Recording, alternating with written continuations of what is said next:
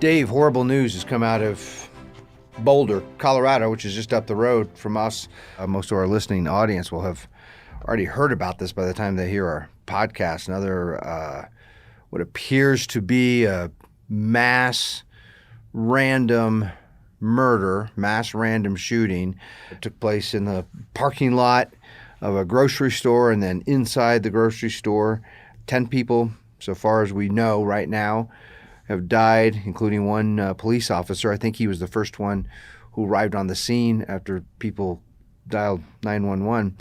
And we can talk about some of the details that we know right now. This story is evolving and developing very quickly. Probably a lot of details will come out by the time this podcast actually gets posted. Yeah, I think it's important to emphasize that to the audience and to our listeners. This is something we actually hadn't planned on talking about this week. We had some other ideas that we were excited to delve into, but decided this was an important thing. It's in a community that I spent almost a decade in. Yeah. I drove past that King Soopers on an almost daily basis. So you went to school there? Went to school there. I lived there for a summer after college, and then I went back in 2010 and lived there for another few years. That's right. So I knew the community well. I know the location well.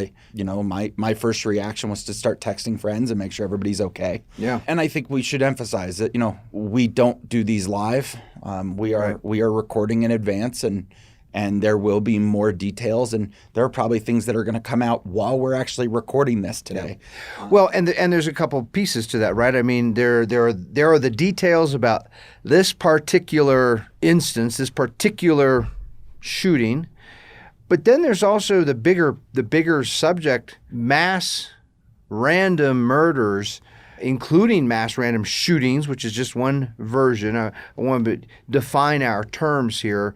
The way that these statistics are kept, they tend to, they define a mass shooting as any shooting that takes place in which 4 or more people are injured or killed. And then a mass random, meaning people who are injured or killed and the assailant doesn't even know them, right? He's just trying to harm as many people as he can harm, strangers. And that bigger subject, that has been happening with increasing frequency over the past 4 decades, really. And that we can actually talk about. There's a lot of related phenomena to that, what's been actually going on. And I'm going to kind of tee it off this way, tee up our conversation. I've written about this a number of times, and it's true, and I don't know what to do to get this to sink in with my fellow citizens. We are at the most progressive right now today as a nation. The United States is more progressive now than ever before in American history, and I want to explain what I mean by that. We have larger classes of unelected bureaucrats, the political class, the elected political class. There are more of them who control more areas of our life than ever before in history. They regulate, they license and offer permits, or they prohibit the use of our property in all kinds of ways.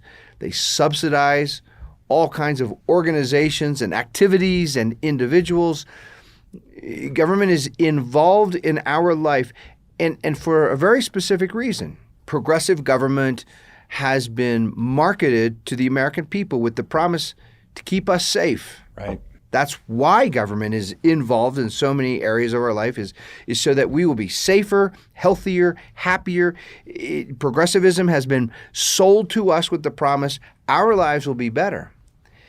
And yet, all kinds of terrible pathologies, social pathologies, have been increasing as progressivism has spread across the country, right? And progressivism has spread. It's spread culturally. It's in the language we use now. It's the way we speak to each other. It's in our entertainment. It's in Hollywood. It's in sports. It's in the business world. Corporate boardrooms have posters on the walls about, progressive themes. It's of course, in our politics. It's in our policies, our programs that our government sponsor. It's everywhere, and the results are bad. The results are not desirable. The results are not a nation of people who are happier and healthier. the results are things like increasing frequency of mass murders. And I want to be clear here. If you go back throughout American history, there have always been mass murders. 150 years ago, you can find instances of mass murders. There was a terrible one. It might still be the worst in American history. I'm not sure. It was bad. It was in Michigan. Some lunatic blew up a school when there were a bunch of children in it. So these things, they're terrible and they've happened. The difference is they used to happen infrequently. They were rare instances. What's been happening in the last 3 decades is they're happening with increasing frequency to the point where we're getting used to them. There's no longer this big shock. In fact, people in Boulder yesterday, talking with law enforcement and other emergency personnel, I mean, they were commenting on this fact. They now have these procedures down because this stuff happens so frequently in our modern progressive world. And I think it's worth stepping back and say, what exactly what's going on here? What are we doing? How can we proclaim to be the most progressive we've ever been, and yet these kinds of bad things happen with increasing frequency? It's interesting because you talk about the increase in frequency and even paying attention to it. I'll be honest. I heard very little about the Atlanta shooting a week ago.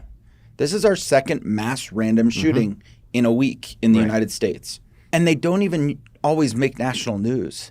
They're not even topics of conversation anymore because they are happening so frequently. Right.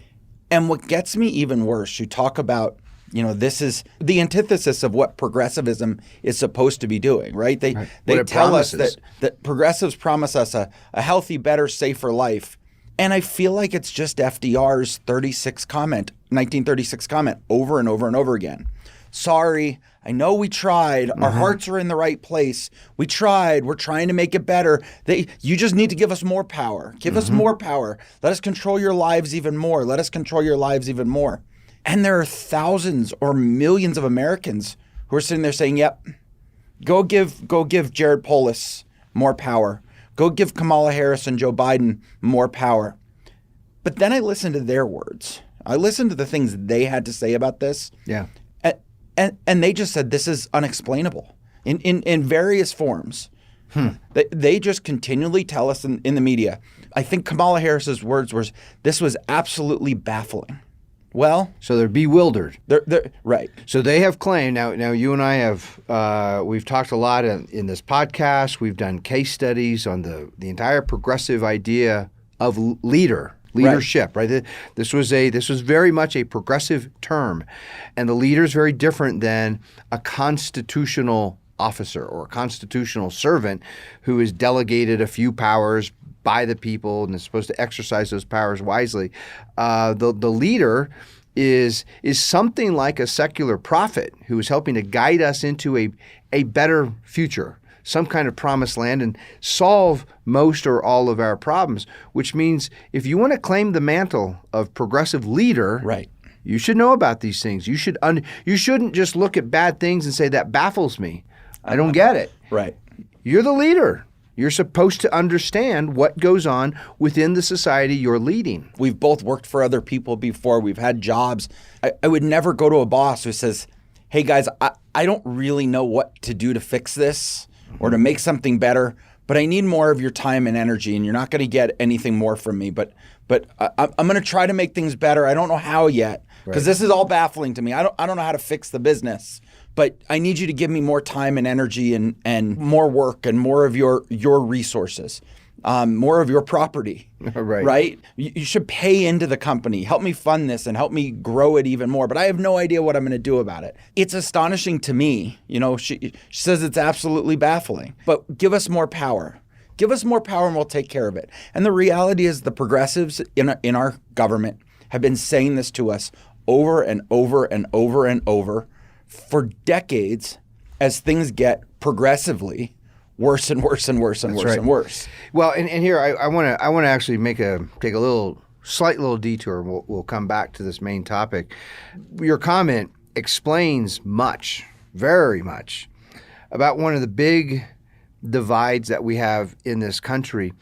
many progressives look at conservatives and constitutionalists and free marketeers and those types, the types of people who are attracted to the Vino Veritas Society. Okay, progressives look at them as, they'll say they're deniers of science, right, and or they're hateful people because they don't sign up for all the progressive programs and the progressive agenda. That's not what it's about. It's not that conservatives deny science or hate other groups or refuse to acknowledge the truth.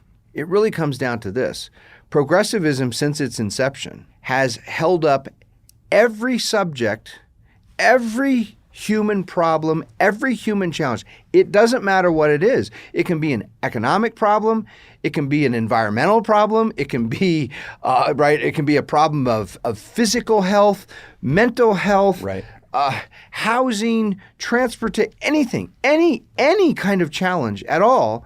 We all know what the progressive solution is. Government. More government. Government says, we're going to take more of your money. Right. We're going to control more of your property, more of your life.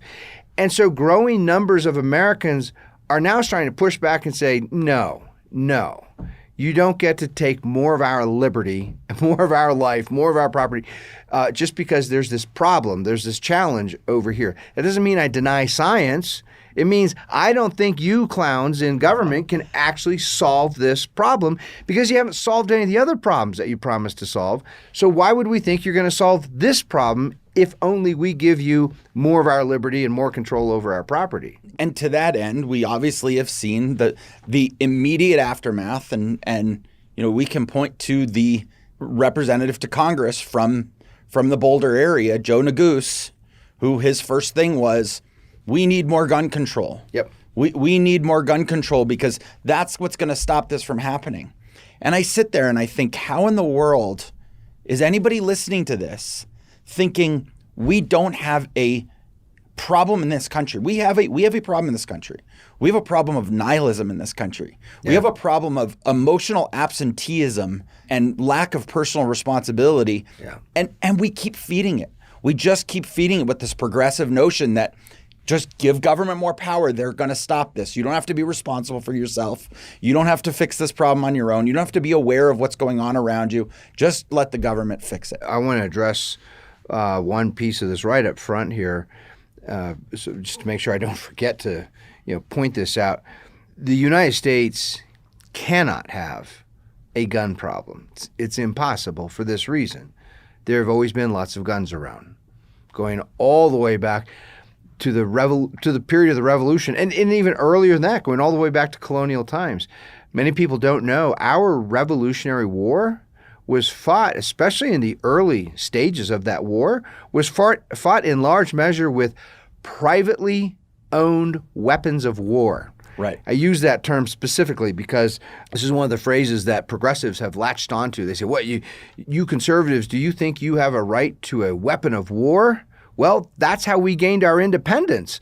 It used to be fairly common. It was not unusual. In 1776, ordinary Americans, some of them, owned cannons. They would have it out in their barn. And when the British showed up, they dragged their cannon out and hitched it to their horse on a carriage and would drag it out to the field of battle and shoot at the British. These things actually happened. And ever since the Revolution, the United States has been, in general, a heavily armed population. And what that means is the problem can't be the presence of guns, because for many generations, large numbers of Americans had large numbers of guns, and they weren't all shooting each other. They weren't walking into grocery stores and churches and schools and hotels and shooting as many people as they can. Something has changed, and it's not the weaponry. It's the problem that you're pointing to, and that's a moral problem.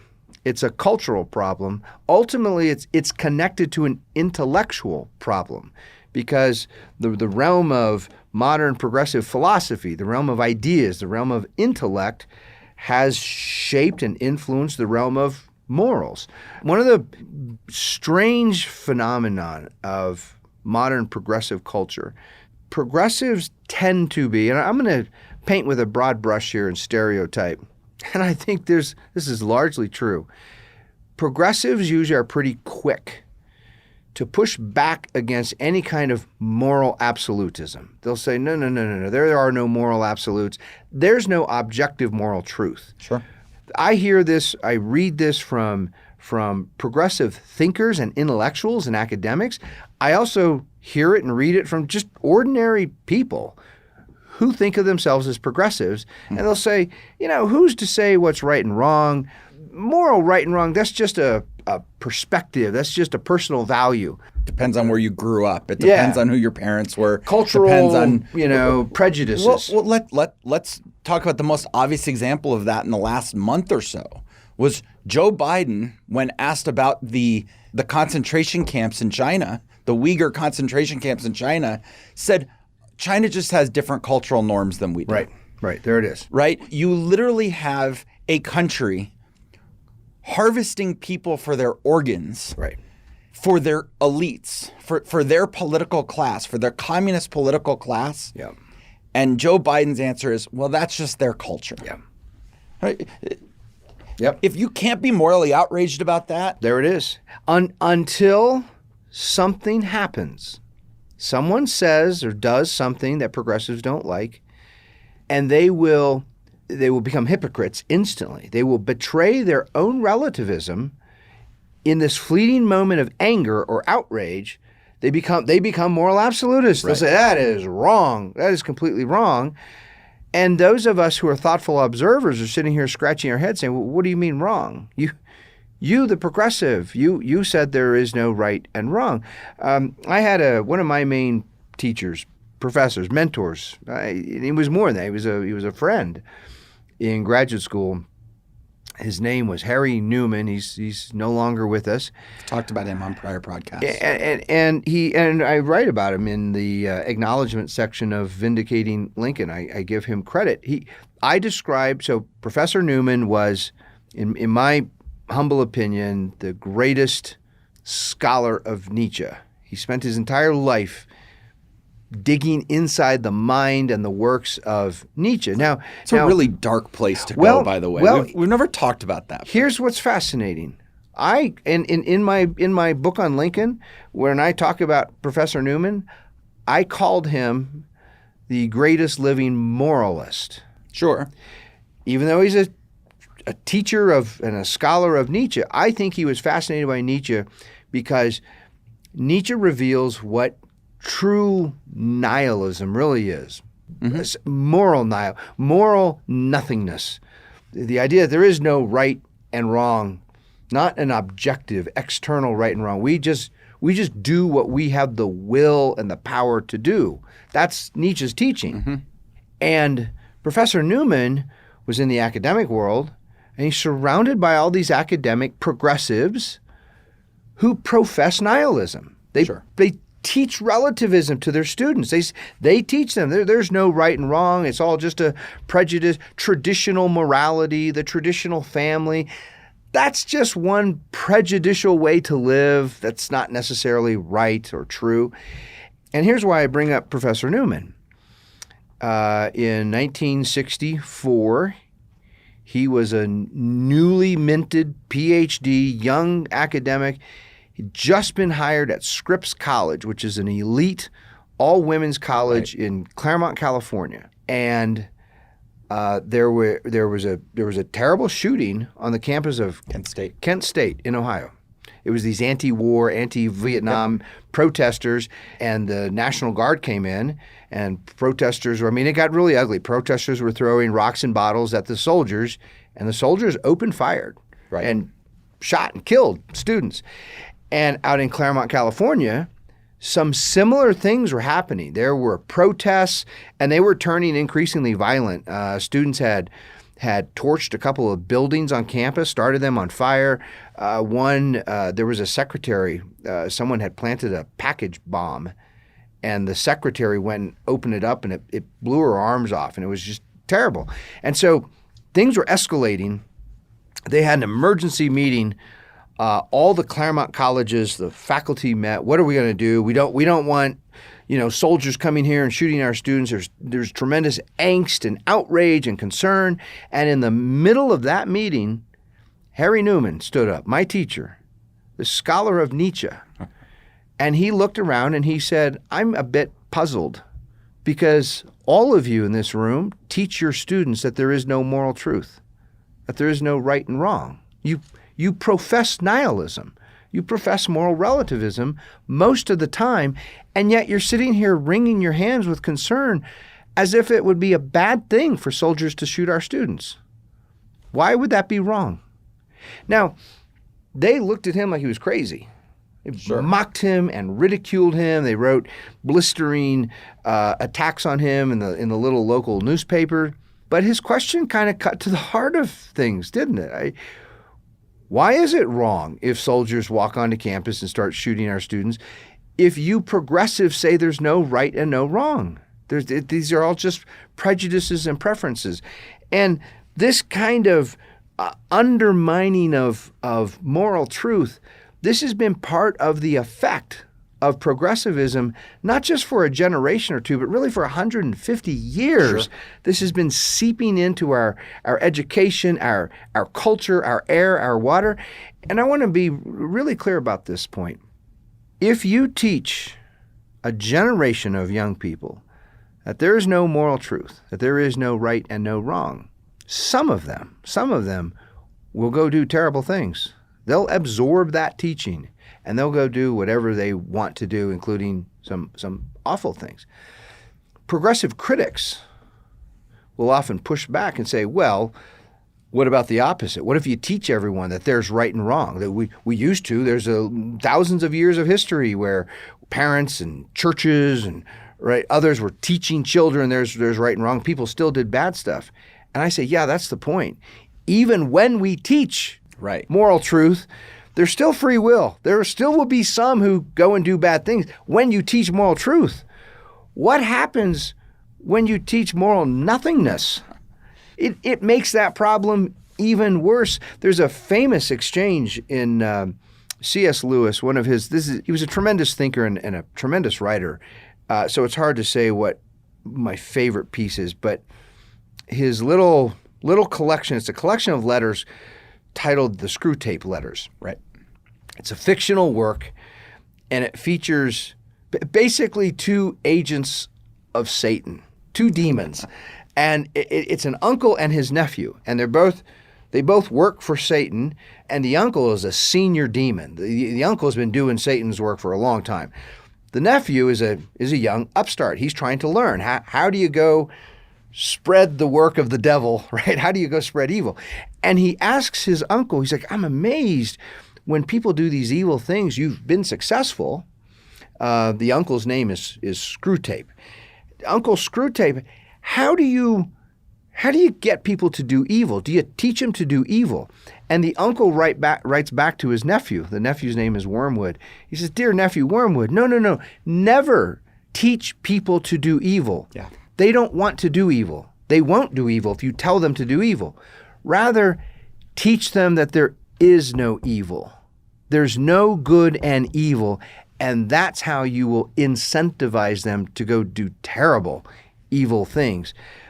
What C.S. Lewis portrays is this fictional exchange between demons.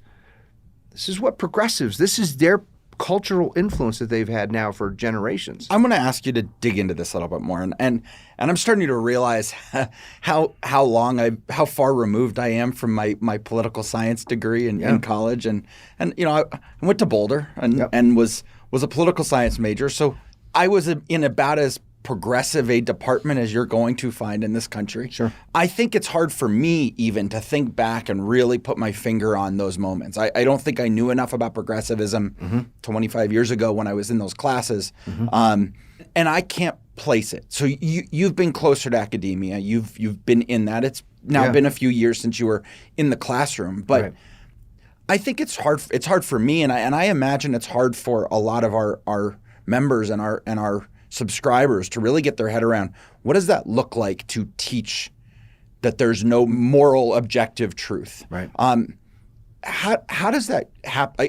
I'm still trying to process in my head what that actually, trying to remember those occasions of when they would have planted that seed and how does that come across? It's so subtle that you almost don't notice it. Does that mean it's esoteric? It's very esoteric. It's very esoteric. It's very subtle. Here's how it goes. There might be an occasional professor who's real upfront about his moral relativism, but not typically. Typically, it goes like this. There was an important German thinker in the late 19th century. This is the moment that progressivism is taking off. These young American intellectuals are going to Europe, going to Germany and studying. And one of the thinkers they're studying with is a scholar named Max Weber, W-E-B-E-R.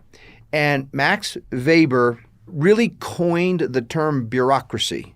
He was the one who comes up with he creates, there's a whole division within political science called public administration. Yep. You can now go get a master's degree in public administration. You and I know several people with that degree. Yes, that's a very progressive degree. It was invented by progressives, and it really is an offshoot of the scholarship of Max Weber. It's the study of bureaucracy and how to run a large bureaucratic government. Weber was also something of a moral philosopher. And Weber made a distinction between facts, objective, empirical facts, versus values. The whole realm of morality, he puts in the camp of values. Values are things, now that term value, we derive that from the science of economics, right? Something is valuable in an economic sense or a financial sense if people want it, if people desire it, right? That's the source of why is gold valuable? Because people want it. Right. They demand it. If they chose not to care about gold, well, then the price of gold, right, would plummet. It would go down. There'd be no demand for it. We can look at examples like tulips in Holland in 1700s. Is that when that was? Or Bitcoin today? Right. So the economic value really, the value of something comes from us. We decide what is valuable and what's not. Well, think of what that means when you take that word value and apply it to morals, moral values. It means we decide. Mm-hmm. Our moral values are what we think is morally appropriate or the opposite. It is suggesting, very subtly, but it's suggesting there's no moral truth out there in the world. There's no objective moral natural law. There's just your internal preferences. Your moral values are yours, mine are mine. Different cultures have different moral values, but they're not facts. Right. There are no moral facts. Weber said facts belongs to the realm of mathematics and science, things that you can measure and calculate. That's the realm of fact. Values is all subjective. The way morality is discussed in almost all university classrooms today is in the context of values. Right. What are your values? The teachers will hand out little personal quizzes. Write down what are your most important values, and let's go around the room and see how many different values there are in this room and how different people disagree, right? And so all of it is reinforcing this notion of relativism, that there's no objective. Imagine in the realm of, say mathematics. Imagine if a teacher said, here's a little personal quiz today. And it starts by saying 1 + 2 equals, and then everyone put down what you feel should be the right answer. And let's talk about the great diversity of answers and how different people see this, right? No math teacher would teach that. They would say 1 + 2 = 3. Not anymore. Well, maybe not anymore. But that, no, really, that has been in the public conversation the last 3 or 4 years. Yeah. That there are teachers saying math is racist. Yeah. That 2 + 2 does not have to equal 4. Yep. And then we start getting into all this Common Core stuff about how you just have to be in the range. You don't have to be exact with your math. You don't have to know what 30 times 12 is. As long as you know that 30 times 10 is 300, right. You're in the range. Close. Yeah. Yep. Well, for those listening to us who can imagine the idea of mathematical and scientific facts, right, objective facts, the job, say, of education, of teachers, is to help students understand what those facts are, what the truth is, and how we arrived at that truth. Mm-hmm. In modern education today, the entire realm of morals is relegated to the sphere of personal preferences, personal values. And so what that does is by the time someone graduates from high school or college, typically, unless they've had some other kind of influence in their life, their assumption is, well, there must not be any moral truth. They're all just different subjective values. None are right, none are wrong. They're just differences. And so they put on their little progressive hat and their rainbow flag, and they talk about how great diversity is, how we should promote diversity. And in that way, it's been a great act of theft. We have stolen from entire generations of young Americans the ability to understand and think through what is morally true.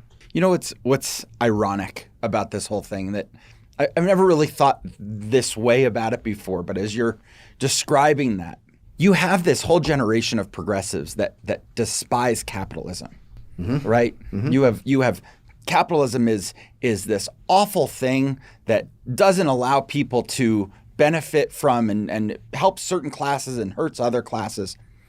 Capitalism is the ultimate form, essentially, of nihilism. No product has a true value. Just because I invested millions of dollars into a product, it doesn't mean it has millions of dollars in value in it. Yep. The product is worth what somebody is willing to pay for it. In fact, in the economic realm, this has been one of the great developments of modern economics. Thinkers like John Locke and surprisingly Karl Marx. Karl Marx and John Locke actually had something important in common. Okay. They both agreed with the old labor theory of value.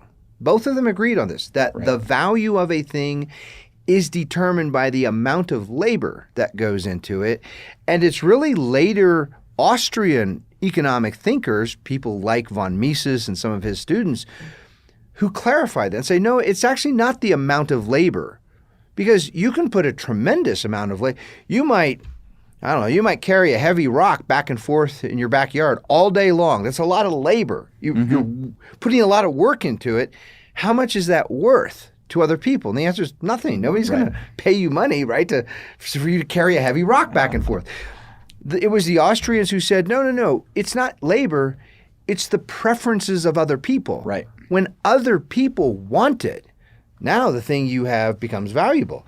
If other people don't want it, don't care about it, it might be a hobby for you to build the thing you're building, but it's not something of economic value. So think about the hypocrisy, the irony of all of this, right? You've got this group of progressives who on the one hand are sitting there saying, there's no moral truth. Morally, there is no truth. Mathematically, potentially, there is no absolute truth. 2 plus 2 might equal 5. And there are plenty of articles. If anybody goes and Googles that, you will find plenty of arguments that 2 plus 2 could equal 5. And then on the other hand, from an economic system, from an economic belief standpoint, they don't want to believe that. They want to sit there and say, no, the Green New Deal, that is absolutely morally better. That is good, and we must adopt it. That is the only thing that matters, and that is right and true and good, and you have to accept that. And you don't get to have your moral preference. If for me, you and I both grew up around garages, right? Around auto garages. Yeah. If you and I value an old Ford Model T and want to drive that Model T and we need gasoline, and I'm going to put gasoline in my Model T that gets 2 miles to the gallon, and I'm going to go pollute the air because of it, but that experience is what makes my life happy. They say no.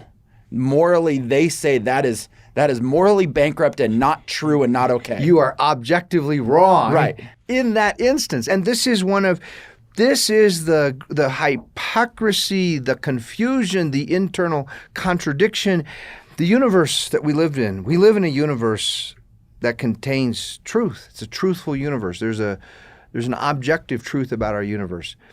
And the moment a human mind comes out and says there is no truth, it raises all kinds of problems. The most fundamental, the most simple is when someone says there is no truth. Of course, the most obvious question to ask is, well, is that statement true?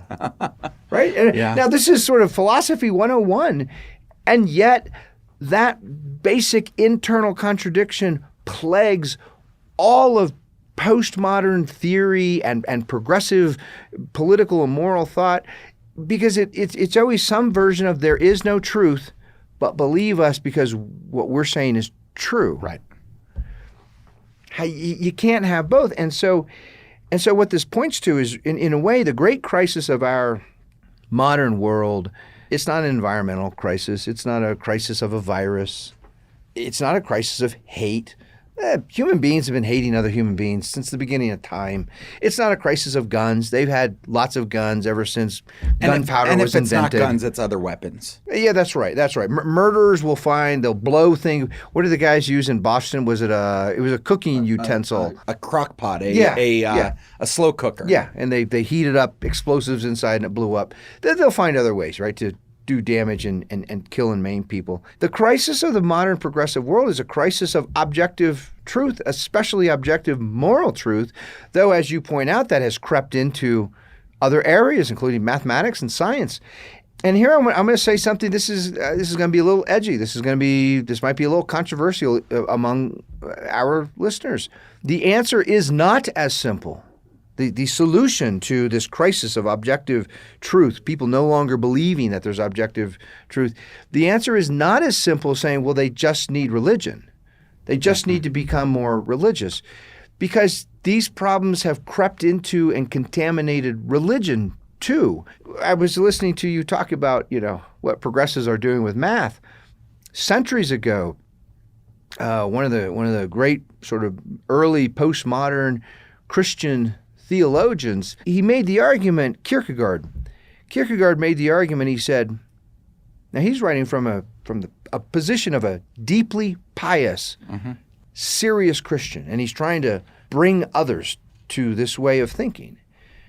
And he said the premise of Christianity is the omnipotent God. God is a creator, and he's all-powerful. And if you accept that premise, Kierkegaard argued, then the most blasphemous thing you can say is that 2 + 2 = 4. He uses that example because that would confine God to 2 + 2. He said, if God wants to make 2 + 2 = 5, in the snap of his fingers, he could make 2 + 2 = 5. So if we think 2 + 2 = 4, it's very contingent. It's very relative. Everything we think is true might change at any time, because we're all living under an omnipotent, willful God. And so he concludes with a kind of Christian nihilism, that to be a Christian is to reject any notion of objective truth. Now, that's just within the religious or theological Christian realm. That kind of nihilism has spread throughout all areas of philosophy and modern thought. And here's the crisis. Our country, the United States of America, was founded on the premise of objective truth, including objective moral truth. We called it, in the Declaration of Independence, certain self-evident truths. Right. They're not perspectives. They're not feelings. They're not prejudices. They're self-evident truths, and they're the foundation for a free, healthy, happy civil society. And in a progressive nation that no longer believes in truth, means we no longer believe that each other has these natural rights, these unalienable rights. And if we don't think other people have unalienable rights, it becomes easier to pick up a weapon and go harm people if you don't think that they have the same natural rights that you do. I'm going to make the argument, and I want to circle us back to what happened in Boulder this week. But by making the argument that I think innately, inherently, within ourselves, we all want to believe that there is truth. I really do. I believe you look at the statements. Let's go back to what Jared Polis said. He said it's incomprehensible. But you know what else he said? He said it was an act of evil. He actually said in yesterday's statement evil. That what happened in Boulder was an act of evil. Right. That means he believes that there is a moral objective fact that going in and killing, murdering 10 random people is an act of evil. Now, I agree with him. That was a moral judgment that he offered, right? Now, is he just claiming his moral position and just saying whoever wants to listen to me can listen to me, but if you don't agree with me, that's okay too? If he is, do we have a right to charge this guy with anything? Right. what foundation do our laws exist in? What foundation does civil society exist? It might be evil, but is that wrong? And you and I would sit here and say, yes, that was both evil and that was wrong, and it was morally, wrong. objectively, truthfully wrong. Right. I'd love the opportunity to sit right in front of Jared Polis and say, what made that evil? And is it always evil? That was the question Professor Newman raised in the midst of his fellow faculty members, right? Right there, they're all saying, "Oh, we don't want the National Guard coming here. They might shoot our students." And he asked that question point blank. Is that wrong? Would it be wrong if soldiers walked onto campus and just started shooting our students?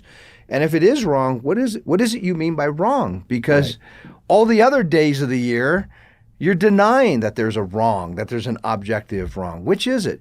And if there is no objective wrong, if this is just a question of personal values, personal prejudices, well then Jared Polis says, my prejudice is that people shouldn't shoot random strangers. That's my prejudice. And this guy who just got arrested yesterday says, well, my prejudice is I should go shoot strangers. I value that. I enjoy that. Mm-hmm. In a nihilistic, relativistic world, right, if there's no objective truth, these are just two different opinions. These are two different feelings. Neither of them's right or wrong if there's no objective truth. So let's pull that string a little bit further.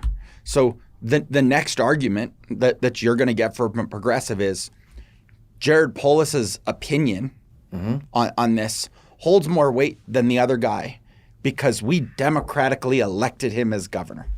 Right? That's the opinion you always get. Yeah. The majority of people always have said that we value Jared's perspective on what's morally correct more than we value this guy's or somebody else. Right. And the problem ends up, what if the person who gets elected ends up valuing something that is objectively morally wrong? That's right. Slavery. That's right. Death camps. Yep. War. Yep. Abuse of children. Yep. I mean, what you never know. Abuse of women. That's right. We're seeing that on a mass scale right now. We have all kinds of governors and people out there claiming or with accusations about abuse of women and sexual harassment and all of these things. Yep. Did you vote for them thinking that you agree with that value? Right. If there's nothing that's morally objectively true, that's right. You got to be really careful with where that goes. Very careful, because it means the majority, the many, are always right. Although even if you keep pulling that thread, I mean, this is what makes conservatives. I think Nietzsche has this kind of bad reputation. He's this teacher of nihilism, and there's something to his reputation. I mean, he did much to cultivate. I mean, he wrote books with titles like The Antichrist and Beyond Good and Evil and The Will to Power. I mean, these are titles of some of Nietzsche's books. And I think he's one of the most important thinkers for us to understand, because what Nietzsche reveals, he illuminates the fullness of nihilism, the ugliness of nihilism. What he demonstrates is you can't politicize nihilism. If you start with nihilism, there's no moral truth. There's nothing. You can't build a political cause on that, right? Because political causes always contain within themselves moral causes. There's always some moral justification. Every moral cause. I mean, I don't care if it's Nazis or communists or freedom fighters or religious crusades. Every kind of political cause is a cause for something that people think is good, that they think is right. Every single one. It's not because there's no truth, there's no right, and there's no wrong. And so you have that confusion, that contradiction there. If we learn from Nietzsche, as I think Harry Newman did, if we learn from Nietzsche that nihilism is humanly impossible, it's impossible for the human mind to live within a sphere of nihilism. Because it would mean, here, when you really distill it down, here's what nihilism means. There is no reason to prefer life over death. And at the same time, there's no reason to prefer death over life. There's no reason anything is better, is morally superior to anything. There's no reason to prefer truth over lies, And at the same time, there's no reason to prefer lies over truth. You're incapable of making any sort of choices. And if we learn that lesson from Nietzsche and we go in search of what is true, what is the good. I mean, here we're, right. It's funny how when you really boil these things down, all roads lead back to Socrates. Yeah. This is the basic question he asked in Plato's Republic, right? What is the good? He says that's the highest science. It's the science of the highest thing. Then if we start to understand at least something about what is objectively morally good, then we're in a position to point out insights such as democratic tyranny is still tyranny. It's still wrong. Even if a majority supports doing something tyrannical, something unjust, something cruel, it doesn't make it right just because it's supported by a majority. The morality or the immorality of an action does not depend on how many people support it. You can think clearly about those things if you accept the premise of objective moral truth. If you reject objective moral truth, you're really in a difficult position to try to judge. If one person shows up with a gun and shoots people, how do you think how do you judge that? And what do you do if it's a popularly elected Führer or comrade or, pharaoh or king who shows up with an army? With an army. And shoots people. How do you think about that? Why is one right and the other's wrong? Or a police officer. Right? That's right. And you and I'll speak at least for myself. I'm a huge supporter of police. I have many friends in the police department. I am so sad for Officer Talley and what happened in Boulder. But there are those cases too where a police officer goes too far. And then on that idea of going too far, I want to talk about one of our core virtues. The idea of restraint, the idea of self-restraint. Yeah. We look at a lot of things in our lives and have to understand where we need to show restraint. And I think one of those things that I would highly suggest all of our members really think about is when you're defining what is morally, objectively true, show restraint. Think about what can be proven, what can be self-evident, and think about those things as true.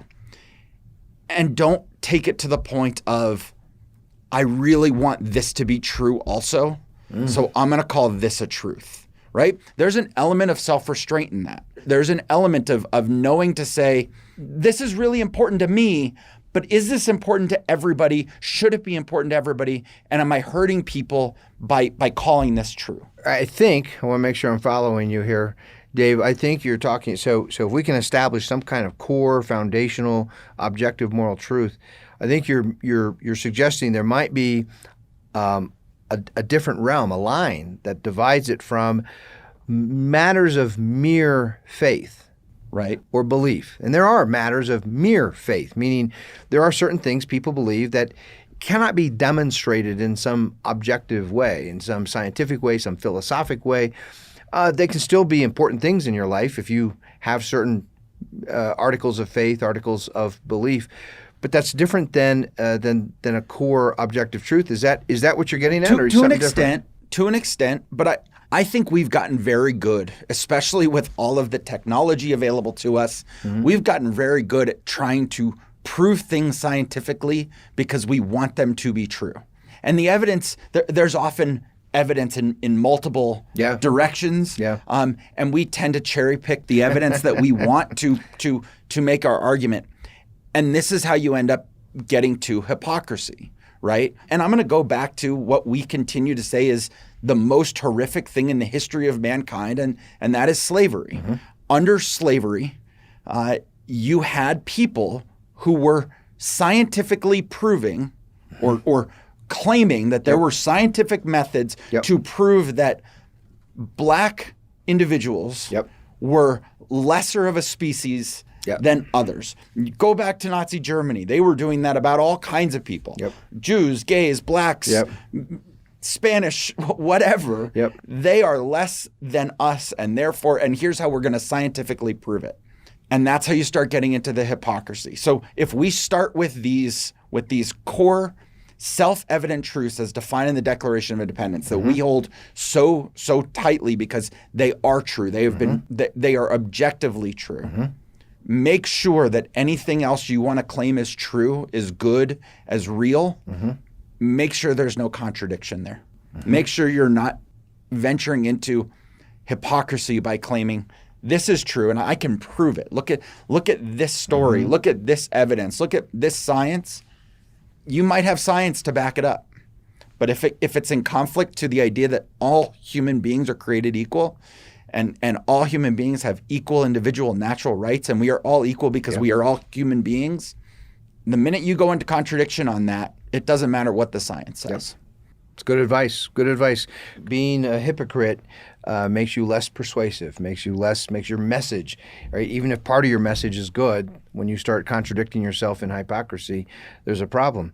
I want to turn the conversation here in our last few minutes back towards sort of a big grand overview of where we are today and what the alternative is, where we should be. Where we should be, what we should be. We should be a free, self-governing nation. We should have citizens who understand and exercise the core virtues.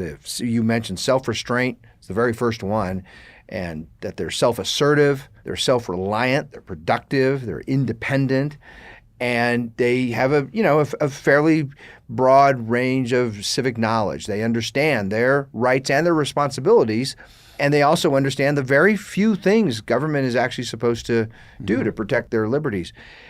And this would be a nation of people then who are largely responsible, and they're encouraging others, they're encouraging their own children, they're encouraging fellow citizens to be responsible for themselves, to be productive, to be independent.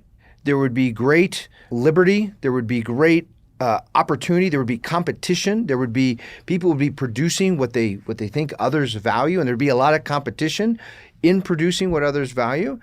The government, for the most part, would stay out of our lives except for prosecuting those who try to injure others, because even in this kind of idealistic free regime I'm describing, there's still going to be there are going to be some people who either suffer from mental, emotional problems and do acts of injustice, and there's going to be some who are just evil. Yeah, there are going to be some who desire to hurt other people. So we're never going to live in a world of perfect safety. So even within this realm of freedom, we still want a criminal justice system. We want police departments to respond to these kinds of instances.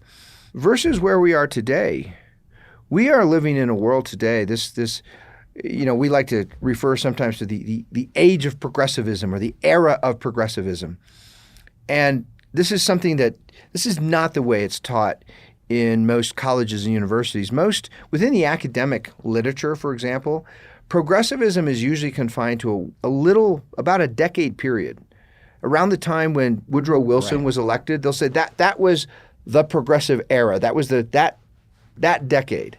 We're presenting progressivism in a very different. We're saying no, this is a 150-year-old movement, and it's still ongoing today.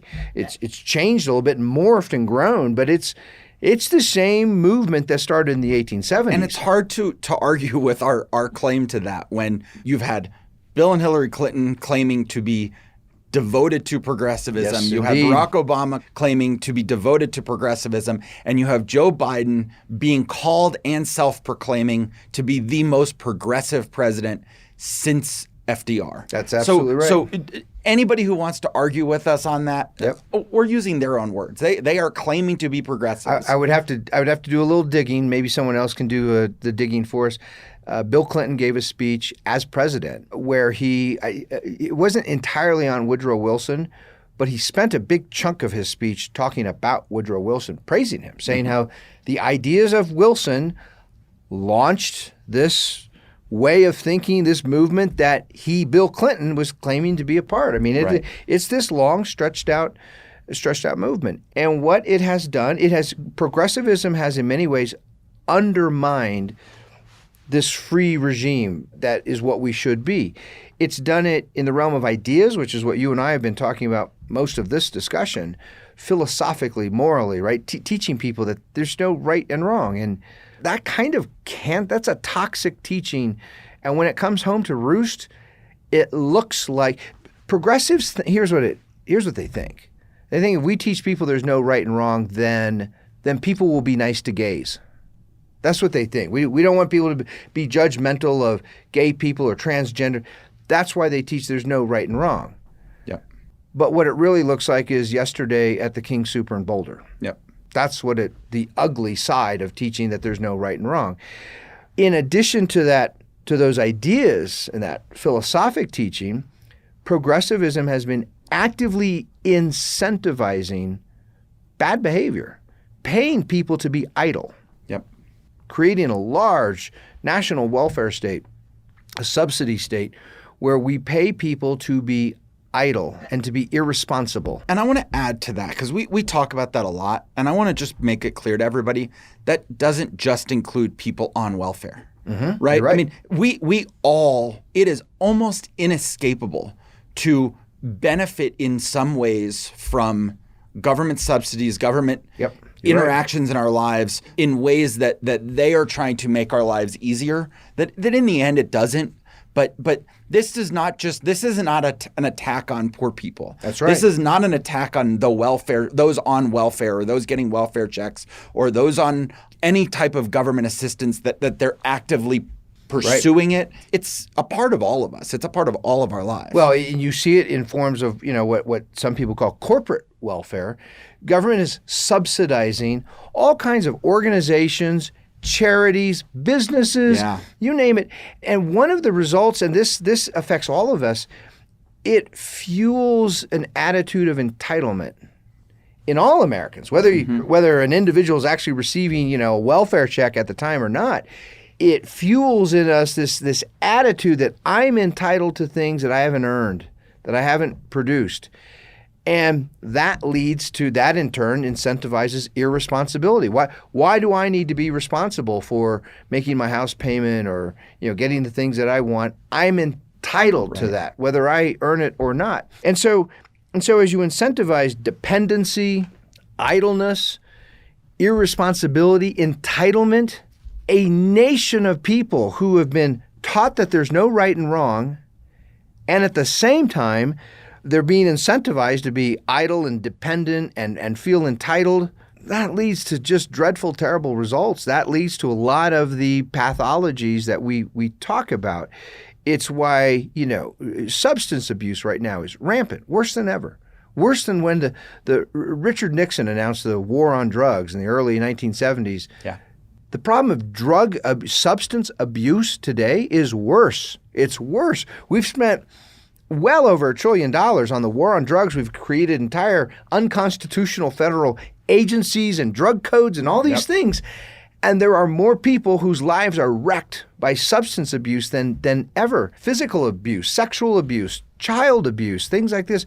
Rates are going up. The world of progressivism hasn't solved those things. Depression, neglect, suicide, random mass shootings, random mass murders. These things are happening with increasing frequency as progressivism subsidizes idleness and dependency and irresponsibility and teaches growing numbers of people there's no right and wrong. There's no reason to have a guilty conscience about anything because there's no right and wrong. And there's one last piece to that, and that is there is an overwhelming sense throughout the country, throughout every metropolitan area, and you see this less in the rural areas, but every metropolitan area, if something's wrong, the government is the one who has to fix it. I've seen some of the news coming out about what happened in Boulder, and we are already getting to that point of hearing and seeing people saying there was something wrong with him. There was something wrong there, and we've stopped knowing how to fix that locally. We've stopped knowing how to address that locally within our communities, within our families, within our friendships. We're just waiting for government to fix it. And that is the root of progressivism. It's them telling us, just give us more power, give up more of your freedoms, and we'll fix things. Remember, the progressive idea is the idea of central planning. Right. Central planning means those in government, they're going to plan. They're going to control every aspect. And in a free society, what happened in Boulder, there would have been a sense of responsibility within a community to be aware of what was going on and try to help people locally. And we talk about that all the time too. So, it's why we'll continue to guard freedom and advocate for freedom in the United States. Nos somos custodes. See you next time.